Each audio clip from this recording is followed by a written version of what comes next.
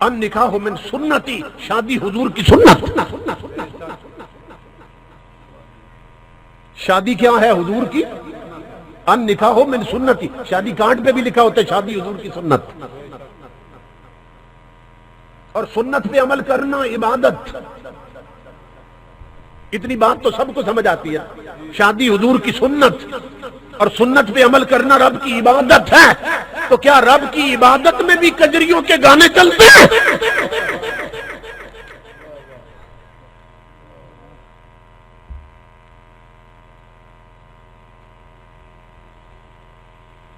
میری ماں بہنوں بیٹیوں، شادی کرنا نبی کی سنت اور سنت پہ عمل کرنا رب کی عبادت ہے. تو کیا رب کی عبادت میں بھی ڈھولکی کی تھاپ پر بچیاں گانے گاتی ہیں؟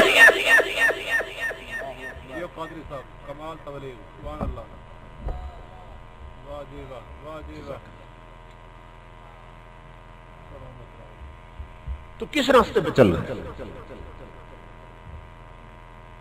ہر کوئی کہتا ہے ہم حضور کے غلام. تو غلامی کس شے کا نام ہے؟ غلامی کس شے کا نام ہے؟ تاجدار انبیاء کے غلام ہو. ادب کیا ہے؟ تاجدار کائنات. یہ سیکھنا ہے تو اصحاب رسول سے سیکھو. حضور کے ایک جوان صحابی ہیں، شادی کی پہلی رات آتی ہے. شادی کی پہلی رات جس کو کہتے ہیں نا سہاگ رات. اور ہمارے ہاں کیا ہے کہ اچھے بھلے نمازی لوگ بھی شادی پہ نماز چھوڑ دیتے ہیں. شادی کے دن ان کی نمازیں رہ جاتی ہیں. اسی طرح جو دلہن بنتی ہے اس کی نمازیں بھی رہ جاتی ہیں، جو دولہا بنتا ہے اس کی نمازیں بھی رہ جاتی ہیں. حالانکہ آج تو سجدے بڑھ جانے چاہیے تھے کیونکہ زندگی کا ایک نیا دور شروع ہونے والا ہے. آج تو چاہیے تھا کہ صرف فرض اور سنتیں نہ پڑھی جاتی، نفل بھی زیادہ کیے جاتے، زیادہ ادا کیے جاتے تاکہ برکت آتی اس نئے جوڑے میں. مگر دلہن نے بھی نمازیں چھوڑ دی، دولہے نے بھی چھوڑ دی. کیوں؟ اس لیے کہ نماز کے لیے وضو ضروری ہے. اور جس دلہن نے اور دولہے نے بیوٹی پارلر پہ جا کر 30,000 کا میک اپ کروایا ہے وہ پاگل ہے کہ وضو کر کے ہر شے اتار دے؟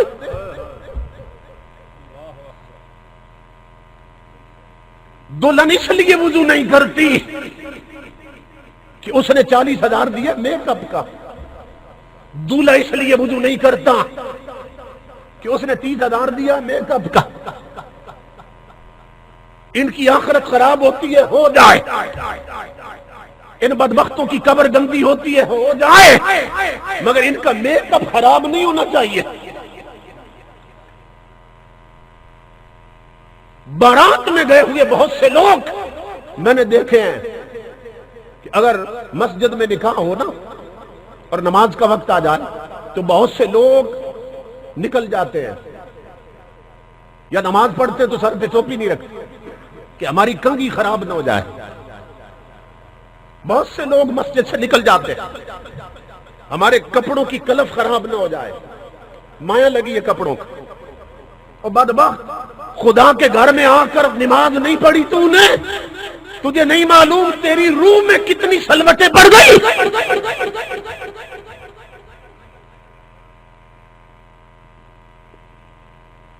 سوچو تو سلوٹوں سے اٹی ہے تمام روح اور دیکھو تو ایک شکن بھی نہیں ہے لباس میں. تیری روح میں کتنی سلوٹیں پڑ گئی. دلہن نے نماز اس لیے نہیں پڑھی کہ وضو کروں گی تو میک اپ اتر جائے گا. دولہا اس لیے وضو نہیں کر رہا کہ وضو کروں گا تو میک اپ اتر جائے گا. اور میں کہتا ہوں بدبختو، وہ میک اپ کروایا کیوں تھا جسے پانی کے چند چھینٹے اتار دیتے ہیں؟ وہ میک اپ کیوں کروایا تھا جسے پانی کے چند قطرے اتار دیتے ہیں۔ آقا کے ذکر کی مجلس میں آنے والے جوانوں، میری ماں بہنوں بیٹیوں، آؤ تمہیں میں وہ میک اپ بتاؤں جو مصطفیٰ کے مدینے سے آیا ہے۔ اس میک اپ کو چھوڑ دو جو تم نے فلموں سے سیکھا ہے، جو تم نے ڈراموں سے سیکھا ہے، جو تم نے انگریز کے ماحول سے سیکھا ہے، جو تم نے بے غیرتی بے حیائی کے ماحول سے سیکھا ہے۔ اس کو پانی کے چند قطرے اتار دیتے ہیں کیونکہ یہ یورپ سے آیا، یہ انڈیا کی فلموں سے آیا۔ آؤ تمہیں وہ میک اپ دے کے جاؤں جو مصطفیٰ کے مدینے سے آیا ہے۔ حضرت امام حسن بصری فرماتے ہیں، فرماتے ہیں جو آقا کا امتی مرد ہو یا عورت اپنے نبی پہ یہ درود پڑھتا رہے اور پڑھتی رہے۔ میں میک اپ دے کے جا رہا ہوں، میری ماں بہنوں بیٹیوں، میک اپ کرنا ہے تو مدینے کا کرو۔ امام حسن بصری فرماتے ہیں جو اپنے نبی پہ یہ درود پڑھتی رہے اور یہ درود پڑھتا رہے، اللہ رب العزت اس کے چہرے کو وہ چمک اور حسن دیتا ہے کہ موت بھی چہرے کا حسن خراب نہیں کر سکتی ہے۔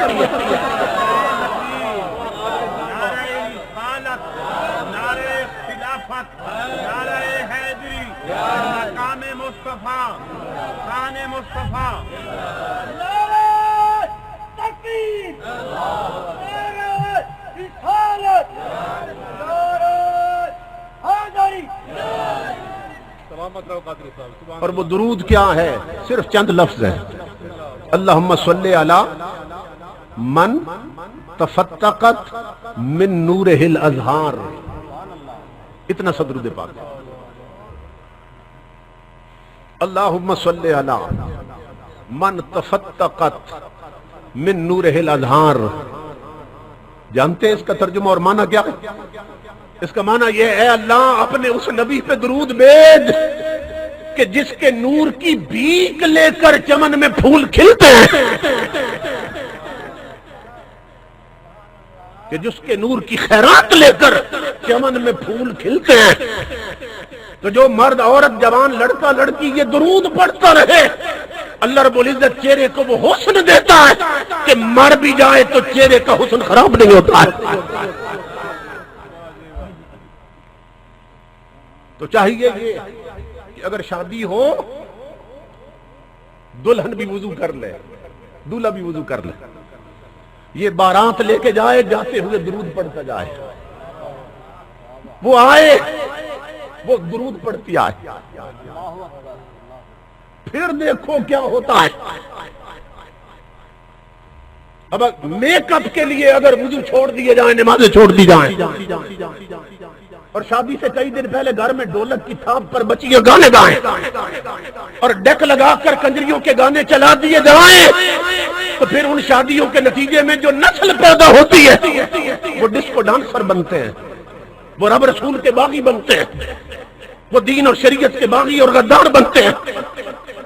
اور اگر امام الانبیاء کے غلاموں ماں بھی درود پڑھ کر دلہن بنے اور باپ بھی درود پڑھ کر بارات لے کے جائے، اور گھر میں آتے ہی مصلی سج جائیں، اور میاں بیوی جو بنے ہیں وہ آ کر کہیں کہ آپس میں بعد میں ملتے ہیں، آؤ پہلے اپنے خدا سے ملتے ہیں، وہ مصلی پہ 2 نفلوں کی نیت کر لیں، تو اللہ کی عزت کی قسم پیدا ہونے والی نسلیں کوئی سلطان باہو بنتا ہے، کوئی قمر الدین سیالوی بنتا ہے۔ واہ واہ۔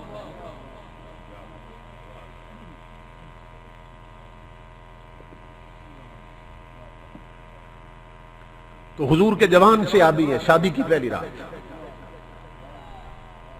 عجیب لوگ تھے، ٹائم ٹیبل ہی ایسا بنایا، ٹائم ٹیبل ہی ایسا بنایا کہ ہر نماز حضور کے پیچھے پڑی دولہے نے، اور 2 نمازوں کے دوران جو وقفہ ہے نا، اس دوران بارات لے کے گئے اور دلہن کو لے کے گھر چھوڑا، اور عشاء کی نماز بھی حضور کے پیچھے پڑی۔ اب سہاگ رات ہے اور عشاء کی نماز حضور کے پیچھے۔ آقا کا طریقہ تھا صلی اللہ علیہ وسلم کہ نماز کے بعد آپ اپنا رخ انور کر لیتے صحابیوں کی طرف اور محبت بھری گفتگو شروع ہو جاتی. کسی نے کوئی مسئلہ پوچھنا ہے حضور اس کی وضاحت فرما دیتے یا خود کچھ ارشاد فرما دیتے. اب وہ جوان دولہا بیٹھا ہے پہلی صف میں. رات بیتتی چلی گئی، وقت گزرتا گیا، آدھی رات سے وقت اوپر نکل گیا. اسے جوان کو یاد ہی نہیں آج میری سہاگ رات تھا.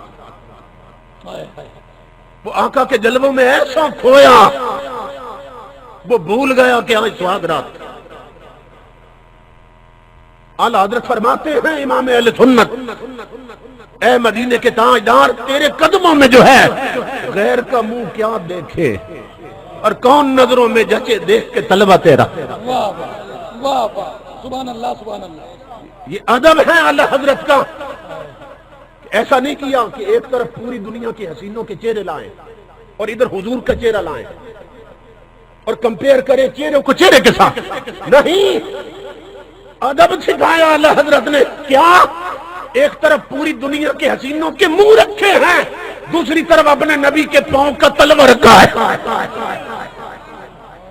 اور عرض کرتے ہیں مدینے والے تیرے تلووں کا حسن وہ ہے کہ جو تیرے تلووں کی چمک دیکھ لیں وہ حسینوں کے منہ بھول جاتے ہیں. تو جو تلوے دیکھ لیں وہ حسینوں کے منہ بھول جاتے ہیں. تو یہ جو جس کی سہاگ رات ہے یہ تو حضور کا چہرہ دیکھ رہا ہے، اسے کیا یاد رہنا تھا. آدھی رات سے وقت اوپر نکل گیا، وہ حضور کے جلووں میں گم ہے. امام الانبیاء نے گفتگو ختم کی، دعا فرمائی اور مسکرا کے فرمایا جوان تیری تو آج سہاگ رات ہے، شادی کی پہلی رات، جاؤ دلہن انتظار کر رہی ہوگی. وہ درود پڑھتا ہوا اٹھا اور چلا اپنے گھر کی طرف.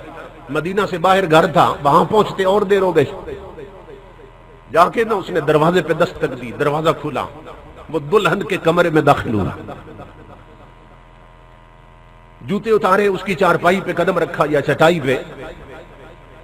اب جوان کا ہاتھ گیا دلہن کے گھونگھٹ کی طرف کہ چہرے سے کپڑا ہٹائے اور اپنی شریک زندگی سے کوئی بات کرے.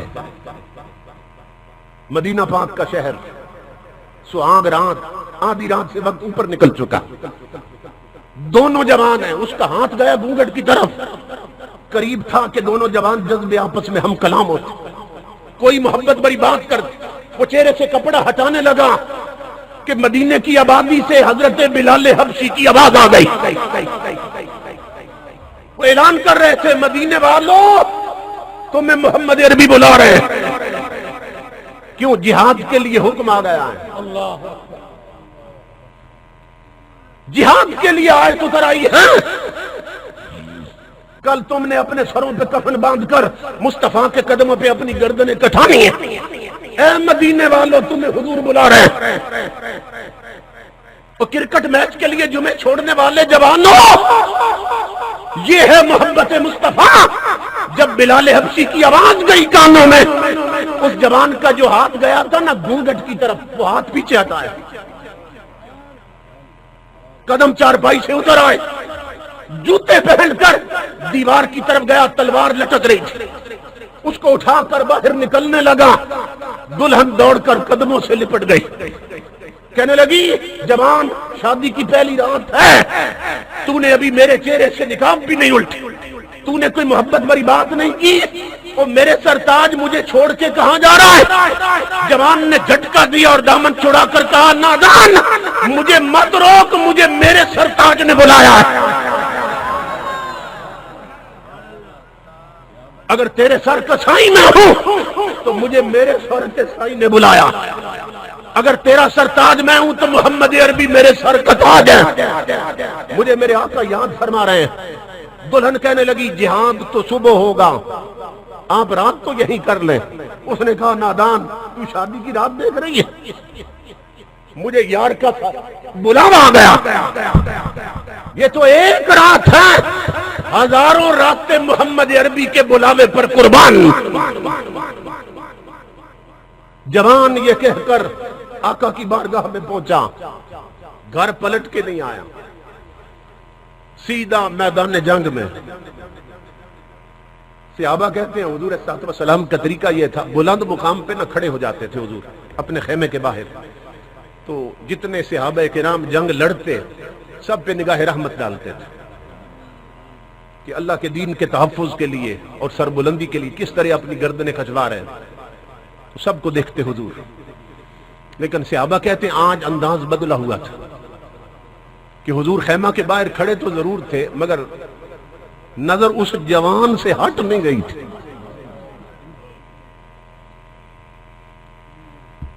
صرف اس جوان کو دیکھتے جا رہے تھے۔ اس جوان نے کئی کافروں کو فی النار کیا، خود بھی سر سے پاؤں تک گھائل اور زخمی ہو گیا، بالآخر گھوڑے سے گرا جوان، سینے میں نیزہ لگا، کونیوں کے بل اپنے جسم کو گھسیٹنے لگا۔ صحابہ قریب آئے، جوان کدھر جا رہے ہو؟ کہا میرا آخری وقت ہے، جس محبوب کے لیے سہاگ رات لٹائی تھی میں اسی کے قدموں میں جان دینا چاہتا ہوں، ہو سکے تو مجھے میرے آقا کے قدموں تک لے جاؤ۔ انہوں نے کہا پیاس ہے تو پانی پلا دے، بھوک ہے تو کھجور منہ میں رکھ دے۔ اس نے کہا نہ پانی کی طلب نہ کھجوروں کی طلب، مجھے آقا کے قدموں تک لے جاؤ۔ میری ماں بہنوں بیٹیوں جوانوں بزرگوں، صحابہ اٹھانے لگے اسے سہارا دے کر کہ حضور کے خیمے تک لے جائیں۔ امام الانبیاء نے وہاں سے آواز دی اسے وہیں چھوڑ دو، ادھر نہ لانا۔ اصحاب رسول حیران ہوئے، یا رسول اللہ اس کا آخری وقت، اس کی روح پرواز کرنے والی، یہ آپ کے قدموں میں جان دینا چاہتا ہے۔ آپ فرماتے ادھر نہ لانا، فرمایا میں کہہ رہا ہوں وہیں چھوڑ دو۔ کیوں؟ کہ میں اپنی امت کے جوانوں کو بتانا چاہتا ہوں کہ جو میرے مشن اور دین کے لیے جوان سہاگ راتیں لٹا دیتے ہیں، پھر مجھے ملنے وہ نہیں آتے، انہیں ملنے میں آتا ہوں۔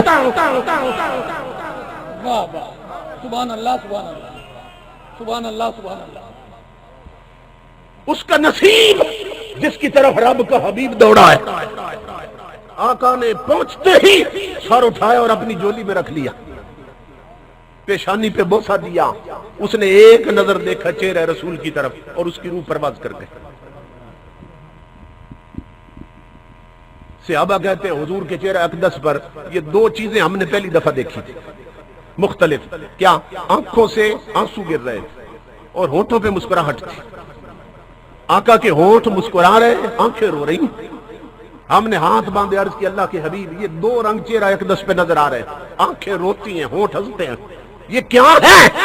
امام الانبیاء نے فرمایا رونا اس لیے آ گیا، بہت پیارا جوان تھا، جلدی بچڑا ہے، اور ہنسی اس لیے آ رہی کہ اللہ کی عزت کی قسم میرے اس جوان غلام نے گھاٹے کا سودا نہیں کیا، اس نے دنیا کی ایک عورت قربان کی ہے، میری آنکھیں دیکھ رہی ہیں، جنت کی 70 حوریں اس کی بیوی بن کے میدان میں اتر آئی ہیں جو اس کی روح کا استقبال کرنے آئی ہیں۔ یہ ہے تاجدار کائنات کی ذات کا ادب، اور یہ ہے آقا کی حکم کا ادب۔ ہم میں سے بہت سے لوگ ہیں جو آقا کی ذات کا ادب کرتے، حکموں کا ادب نہیں کرتے۔ اگر ہم نے آقا کے حکموں کا ادب کیا ہوتا تو آج ہماری جوان بیٹیاں میک اپ کر کے بے پردہ بازار میں نہ پھر رہی ہوتی۔ اگر آقا کے حکموں کا ادب کیا ہوتا تو دودھ بیچنے والے پانی نہ ملا کے بیچتے۔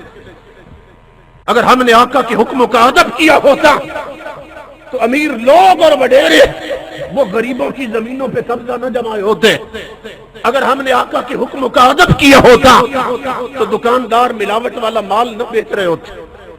اگر ہم نے آقا کے حکموں کا ادب کیا ہوتا تو ہمارے ٹچ موبائلوں میں کنجریوں کے گانے نہ ہوتے، تلاوت قرآن ریکارڈنگ ہوتی۔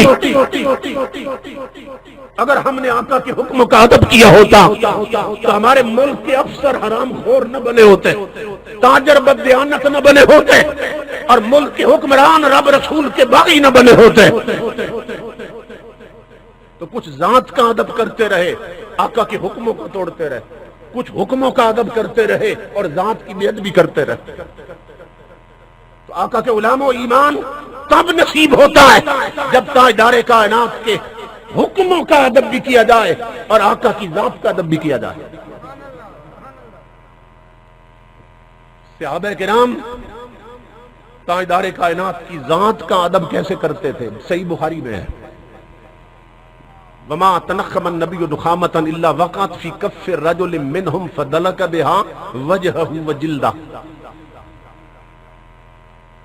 یہ بخاری شریف جو تاریخ حدیث کی سب سے اتھینٹک کتاب ہے، اس میں کہ حضرت صلی اللہ علیہ وسلم جب لعاب دہن مبارک پھینکتے، تھوک مبارک، تو بڑے بڑے امیر صحابہ کرام وہ آگے ہاتھ کرتے ہیں اور حضور کا تھوک مبارک ہاتھوں پہ لے کے نہ چہروں پہ مل لیتے ہیں۔ جو بخاری شریف میں ہے۔ اب مجھے ایمان سے بتائیں، اگر صحابی بھی حضور کو اپنے جیسا بشر سمجھتے ہیں اللہ اکبر، تو کوئی کسی ماذ بشر کا تھوک بھی چہرے پہ ملتا؟